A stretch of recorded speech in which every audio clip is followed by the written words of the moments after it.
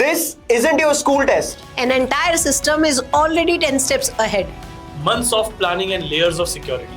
Zero margin for error, यही कहा था एनटीए ने, राइट? और देखो अब इस नेशनल लेवल फिल्ट्रेशन सिस्टम की असलियत आज तुम्हें बताते हैं।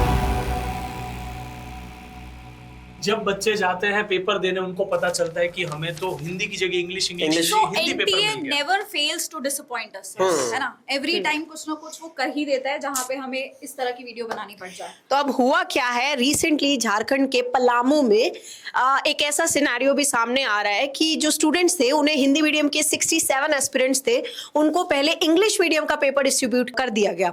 जब वहां पे क्योस हुआ तो उन्होंने क्या किया कि भाई आगे न्यूज गई फैली कि यहाँ ऐसा ऐसा तामझाम हो गया, तो वहां पे उन्होंने आगे इन्फॉर्मेशन कन्वे की कि इस एग्जाम को कल कंडक्ट करवा लेते हैं ना, हलवाई तो है, एक एग्जाम क्या है इन लोगों के लिए कि कल करा लेंगे, आज नहीं हो पाया तो स्कूल टेस्ट है। एग्जैक्टली तो इन्होंने ये किया। देन उन्होंने कहा कल तो नहीं करा सकते भैया, करवाना तो आज ही पड़ेगा।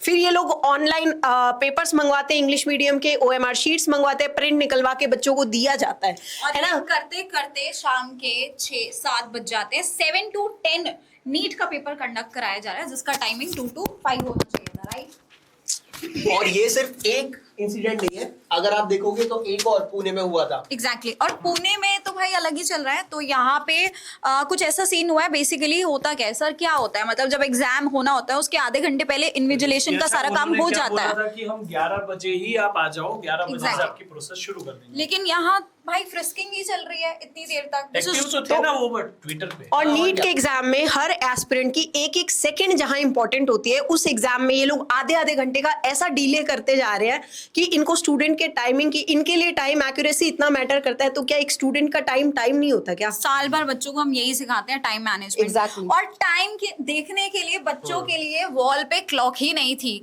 रिस्ट वॉच पहनने नहीं दी, दीवार पे घड़ी नहीं है, बच्चा टाइम मैनेजमेंट कैसे करेगा? एग्जैक्टली तो आई थिंक इस तरह के सर और भी कुछ इवेंट्स हुए होंगे डेफिनेटली, जो हम तक नहीं पहुंचते हैं, न्यूज में नहीं आते हैं। अगर आपके साथ ऐसा कुछ हुआ है डेफिनेटली हमें कमेंट करके बताना, और क्योंकि कई सारे धीरे बच्चों धीरे ने आ रही है, धीरे धीरे राइज हो रहे हैं इश्यूज की कहाँ कौन कौन से सेंटर पे क्या क्या प्रॉब्लम्स आई। अब ये जो झारखंड वाली बात की, जो एग्जाम 2 to 5 PM के बीच होना था, उसे 6 बजे से रात के 10 बजे तक कंडक्ट करवाया गया है।